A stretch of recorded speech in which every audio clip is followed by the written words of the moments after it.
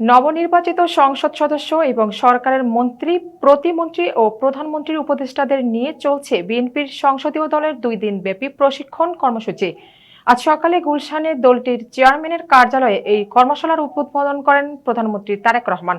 এদিন কর্মশালার প্রথম সেশনে অংশ নেন মন্ত্রী, প্রতিমন্ত্রী, উপদেষ্টারা। দিনের প্রথম সেশন শেষে স্বরাষ্ট্রমন্ত্রী ও দলের সালাউদ্দিন আহমেদ গণমাধ্যমকে বলেন, নবীন সংসদ সদস্যদের পার্লামেন্ট প্র্যাকটিসের ধারণা দেওয়া হচ্ছে।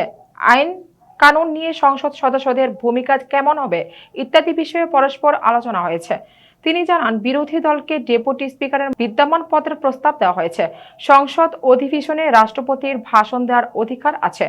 সাংবিধানিক পদ অনুযায়ী রাষ্ট্রপতির সুযোগ সুবিধা বহাল থাকবে। মূলত সংসদীয় কার্যক্রম, বিল, বাজেট, স্থায়ী কমিটির কাজ সহ বিভিন্ন বিষয়ে ধারণা দিতেই দুদিনের এই কর্মশালার আয়োজন।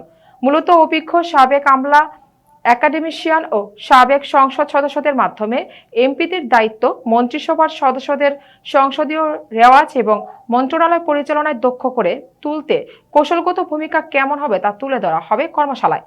কর্মশালার দ্বিতীয় দিন ঢাকা, সিলেট, কুমিল্লা ও চট্টগ্রাম অঞ্চলের সংসদ সদস্যরা উপস্থিত থাকবেন।